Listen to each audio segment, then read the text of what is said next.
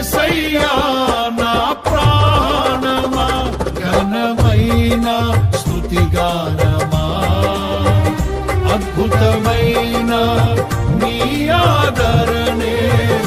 ఆశ్రయమైన నీ సంరక్షణయే నన్ను నీడగా వెంటాడెను